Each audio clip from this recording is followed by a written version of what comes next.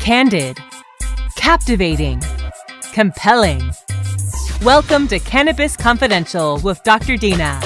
Listen in as Dr. Dina, medical marijuana pioneer and inspiration for the award-winning TV series Weeds, shares never-before-heard stories, chats with cannabis insiders and celebrity friends, and provides invaluable perspective and insight into one of the fastest-growing industries in the world. CannabisRadio.com proudly presents Cannabis Confidential with your host, Dr. Dina. Welcome to Cannabis Confidential. I'm your host, Dr. Dina. Thanks again for joining us this week. We have an amazing guest because, as we all know, the cannabis landscape has been changing so dramatically every single day that I've been involved in the industry. And when I first started, I was afraid to even tell people what I did. And now I have a radio show. So as you can imagine, it's changing. Numerous states now are submitting bills that would outright legalize our favorite plant. It would implement medical marijuana programs or, at the very least, decriminalize it. But despite all of this progress that we're making every single day, there still remains numerous legal gray areas that we all have to navigate. And people often contact me and ask me, how do I navigate these? And it's almost impossible to give great advice because you just never know. And here is an example of one of those. Oftentimes these days, we're finding that there are families that are finding themselves at risk of being raided, arrested, charged with federal crimes, even when they're complying with their state's laws. And one such family, now known as the Kettle Falls Five in Washington state, is facing a frightening sentence of 20 years in a federal penitentiary. And what is their crime? Oh man, you guys, their crime is growing cannabis in a safe, controlled environment for medicinal use. This is just frightening. So the Kettle Falls Five, they're a group of what we like to say law-abiding citizens. They are awesome, actually, once you get to know them. They're in the state of Washington. They made a decision to enter into a collective cannabis garden together because under Washington state law, and it's different in every state, but in their state, every medical marijuana patient is entitled to grow up to 15 plants each. However, if you are in a collective garden, which is several patients coming together to grow, because it's very difficult to grow on your own. You have to be married to these plants. You got to water them every day. You can't not be home. You can't go see a movie at a certain time because you got to take care of these things. And so it's easier when you join forces. And so this collective garden, they have a cap of no more than 45 plants per garden.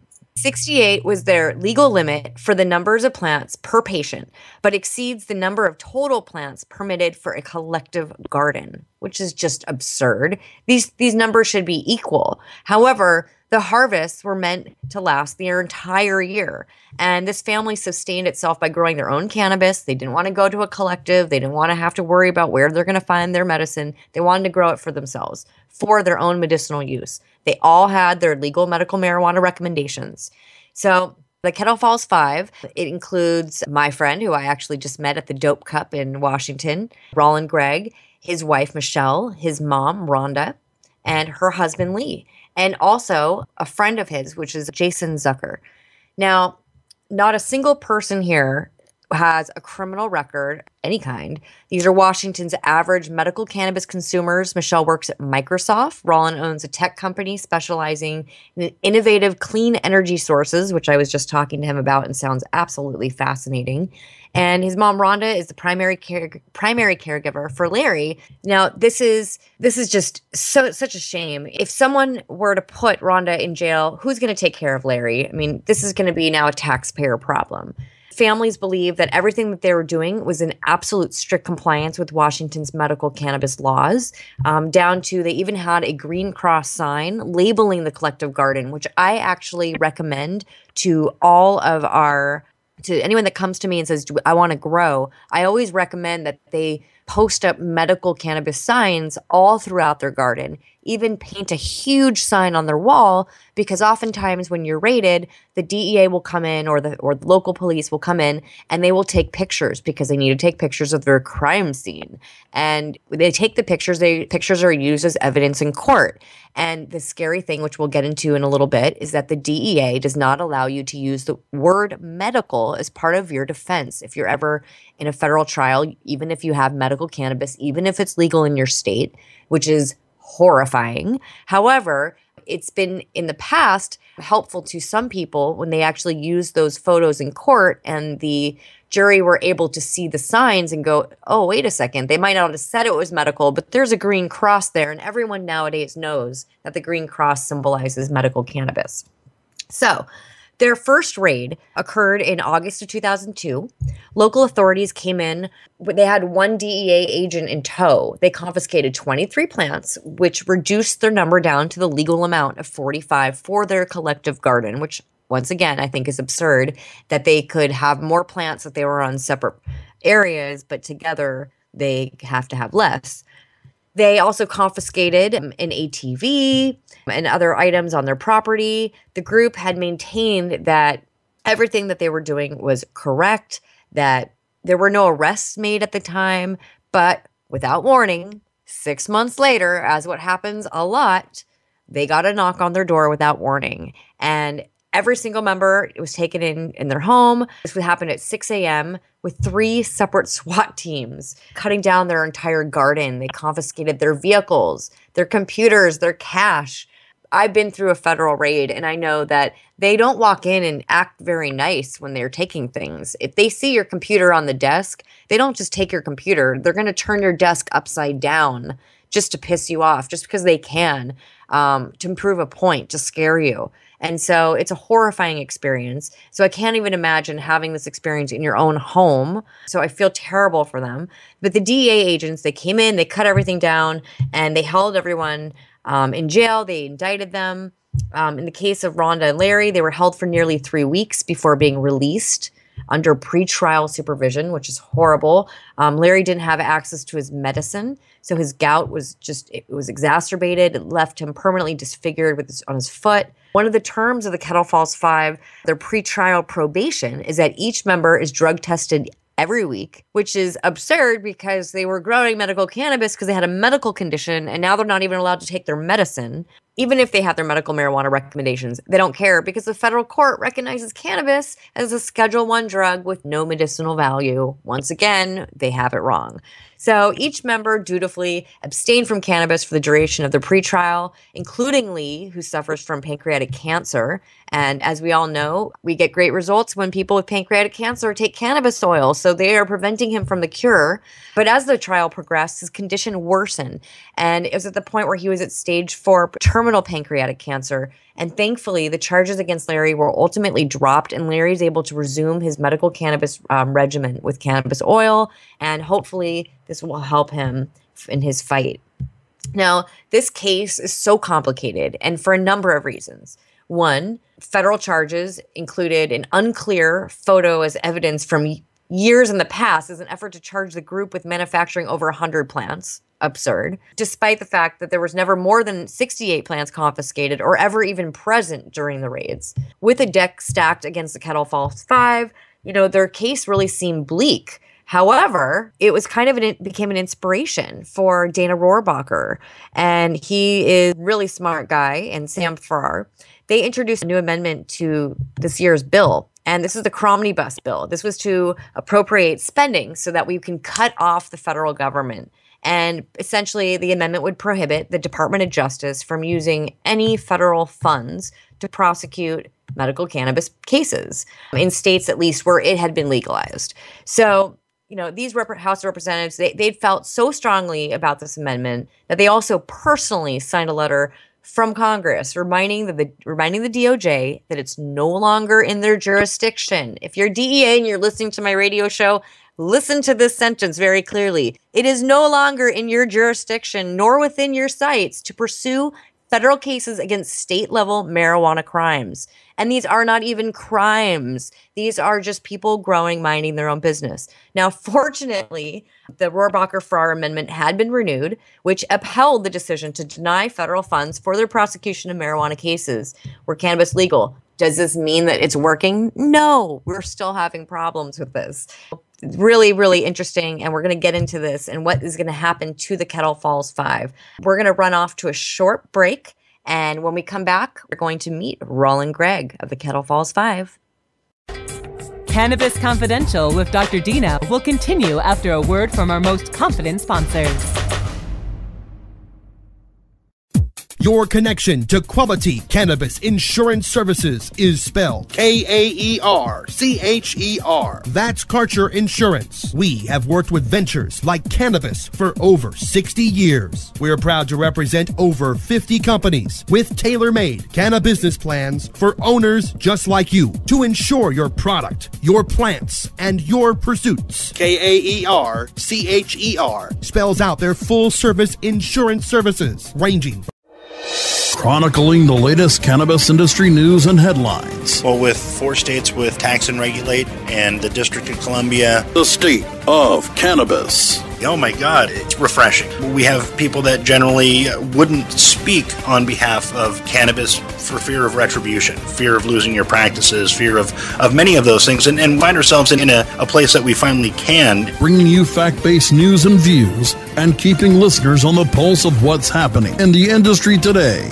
The state of cannabis.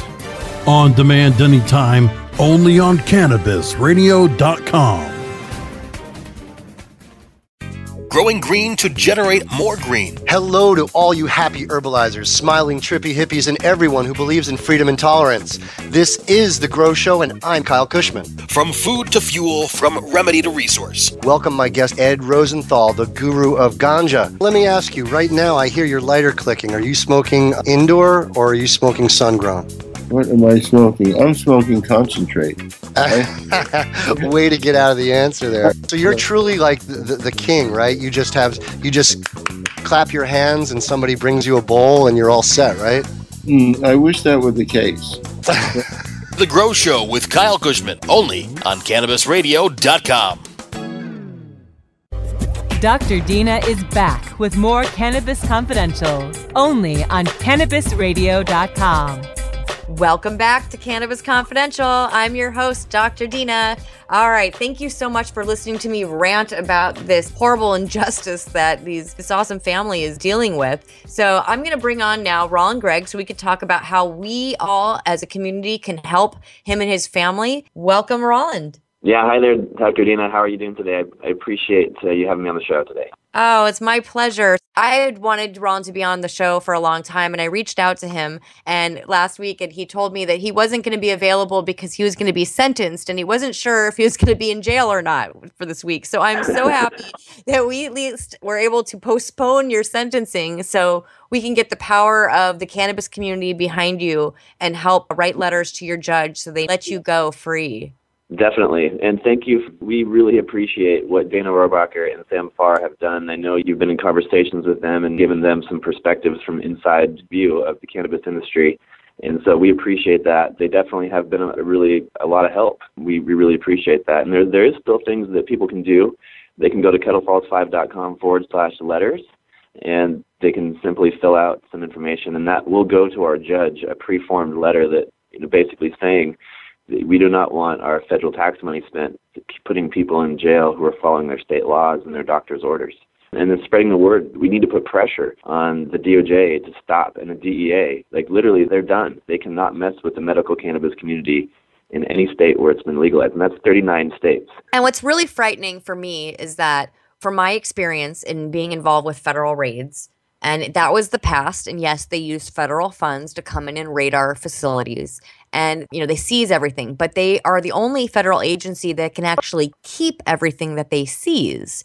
So if they come into a store and let's say, you're about to pay your sales tax for the month and you might have $15,000 cash for your sales tax and you had all your money for the week and maybe you had $50,000 cash, they keep all of that. They also take all your cannabis. And from the past, and I don't know if they do this now, but back in the day, there were raids where I personally had handwritten a code on the bottom of a bag of cannabis for a collective, because a lot of these, cannabis clubs, when they buy it, they purchase or they donate a bag of cannabis to their collective, they have to tag it with something so they know what it is. And so you would make up a code with the date and the name of the vendor. And so I had actually written with my handwriting on the bottom of the bag. And about 3 weeks later after the raid, someone came in to sell us some cannabis. And I was looking at it, and on the bottom of the bag was my writing. Wow. and it was a pre-raid, date on the bag. So I know they come back in, they sell the cannabis right back to us. They keep all the money. And I've seen federal agents walking around with Burberry shirts and True Religion jeans and Rolex watches. And I just look at them and go, really? I mean, so they don't need the federal government's money almost anymore because they make so much every time they raid, it pays for them to raid. But I want to get a little bit deeper into the charges against you guys. I know that you were acquitted on 4 out of the 5 charges against you. And you're still facing a sentencing hearing that was postponed. There's one federal drug charge remaining. But of course, this is a big one. And it's growing between 50 and 100 plants. And they've already been convicted. And now you guys are facing up to 20 years in a federal penitentiary? Yes. It's pretty crazy. We definitely would have liked to be acquitted of all 5 charges. We actually were acquitted of 5 of the 5 charges levied against us. So we were very successful in getting the jury to somewhat nullify some of these charges. But because of the directions from the judge, Judge Thomas Rice, in the Eastern District of Washington, in Spokane, Washington, because of the directions from him and the prosecutors arguing about what would be put in the direction, I believe they felt they had to convict us on something, or else they would have gotten punished themselves. So I don't believe they were made fully aware of their rights to judge the law and the facts, which is called jury nullification, which has been involved with our judicial system since the beginning of it. But that gives us the ability to appeal and to argue the issues at the Ninth Circuit and Supreme Court, which is being argued right now with USA versus Lynch. There's a lot of legal stuff happening on the back end that we're still fighting with right now before that October 2nd date. So we hope that we won't have to actually face sentencing. That's our hope right now. And when we could use all the support we can get, and especially from people like Rohrabacher and Farr, who I hope to be able to be in touch with soon to collaborate on some of that. So it's you, your wife, and your mother are all 3 looking at facing 20 years? That's correct, yeah. That is so frightening and so scary. And so we spoke about earlier is there were 5 originally, the Kettle Falls 5. And as we know, Larry was let go. The missing person here is Jason Zucker. And as the 5th defendant in the trial, I hear pled guilty for reduced sentence. In exchange, he testified against everyone else. So that's really a shame. And I know that everyone is going to, in their mind, think, oh, he's a rat, he turned. And it's really scary when you're dealing with the federal government, how they make you feel. And when you're doing everything in your mind right, in their mind, you're doing it wrong. And they can twist it and turn it and make it look like you are the most evil people on the planet. They're overstepping their boundaries, and it's really scary. So besides writing letters to your judge and asking for leniency and to let you guys go, what else can we do to help? We've had a pro bono lawyer named Phil Telfion who has basically taken our case on pro bono, and he's done so much work. Timing on the appeal is going to be here shortly, potentially before or after the sentencing. We're still depending on that right now. So that's what people can do is they could go and they could donate if they found it within their heart. They wanted to support this case and this cause, because Phil has been doing a lot of work just out of the goodness of his heart and what his nonprofit does. They can contact their own representatives and speak to them about their feeling of not wanting their federal tax money spent to continue this prosecution of medical marijuana patients in states where it's legal. So, and telling their friends, sharing the story. The more people that know about it, the more people are outraged. And if you have a connection to mainstream media, everybody can help by their own networks of what they have. So I'm just like you are right now, Dr. Dina, and that's the biggest thing we can do. So everyone out there, that's your responsibility. Put it out on Twitter, put it out on Instagram. Make sure that you tag kettlefalls5.com. That's correct, right? That's correct. Kettlefalls5.com.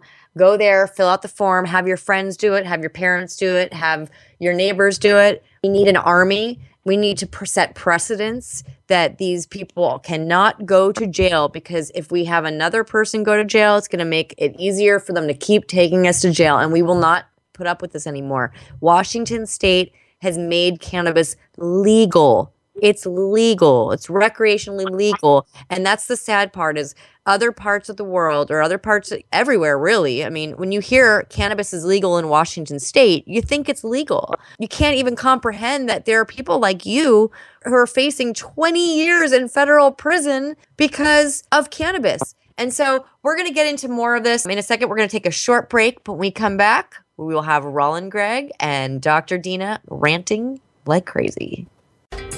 Cannabis Confidential with Dr. Dina will continue after a word from our most confident sponsors. InternetMarketingNinjas.com is the online dojo of the highly trained and skilled internet marketing ninjas. Disavow documents, reconsideration requests, panda and penguin penalties. Let our superior SEO ninjas confront all of your link-related issues. The Internet Marketing Ninjas are equipped to master any marketing exercise, content creation, authorship, link building, PPC, and more. Plus, build more buzz for your brand with our social media marketing strategy. Discover all that the Internet Marketing Ninjas can do for you. Visit the online dojo now at InternetMarketingNinjas.com. Educator, author, and advocate Dr. Mitch Earlywine is here to tackle the burning issues. And I'm here to clear up the myths about cannabis and burn them away with science. CannabisRadio.com presents a no-holds-barred platform that seeks to redefine and revolutionize the entire scope of the cannabis culture while opening the door for more to join the cannabis crusade.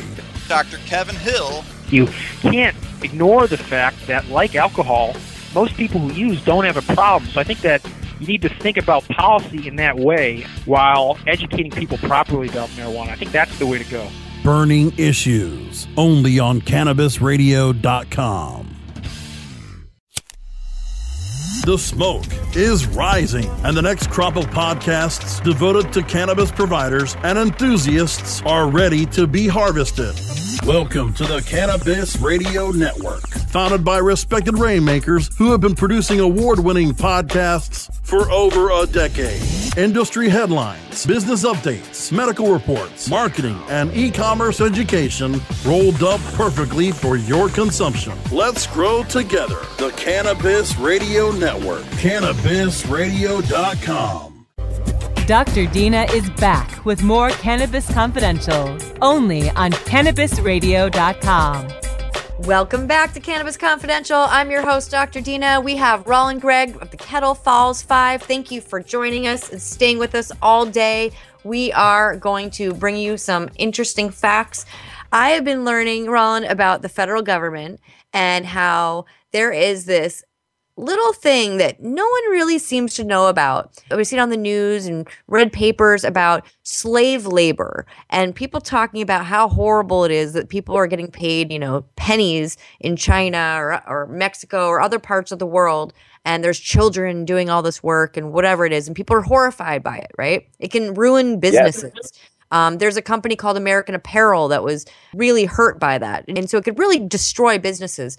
And the irony is that the federal government is the biggest slave labor corporation out there. And most of the people in federal prison right now are like people like you who don't belong there, who got caught up in, a drug crime. And they put drug prisoners in jail. They then give you a job at Unicor.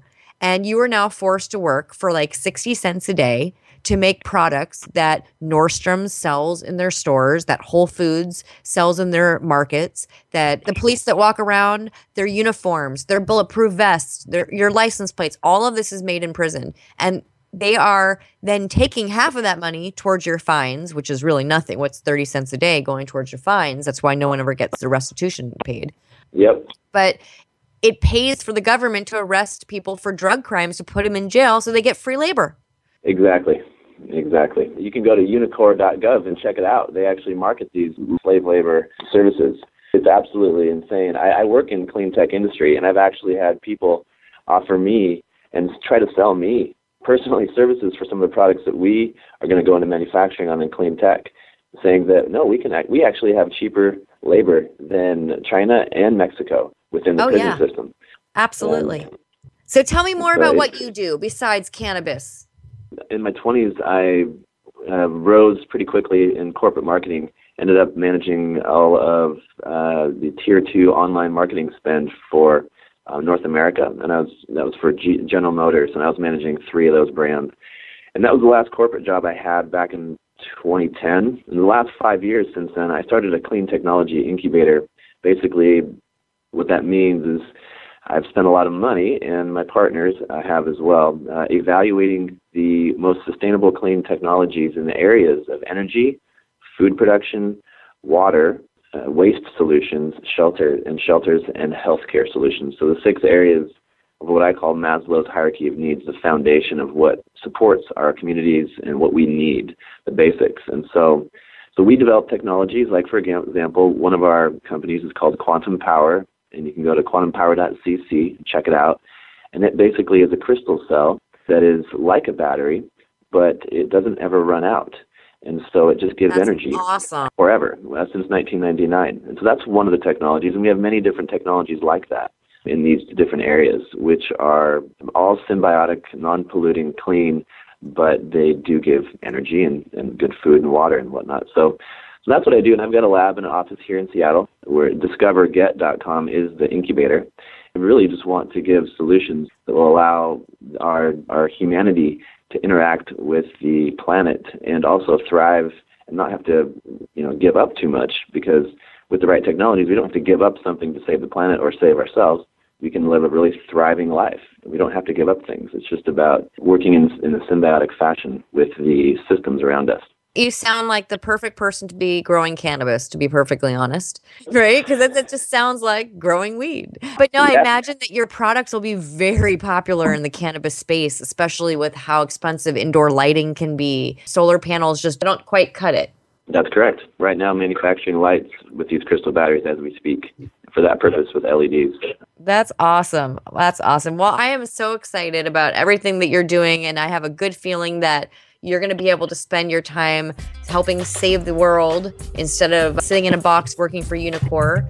All up to us to help Rolland. Go to kettlefalls5.com, fill out the form. I've already done it. And send a letter to the judge. Let him know how you feel. Let's get him home.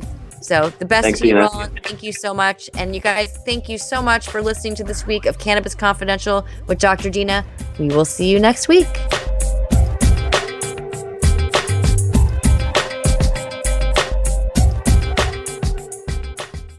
The opinions expressed on this CannabisRadio.com program are those of the guests and hosts and do not necessarily reflect those of the staff and management of CannabisRadio.com. Any rebroadcast or redistribution without proper consent of CannabisRadio.com is prohibited.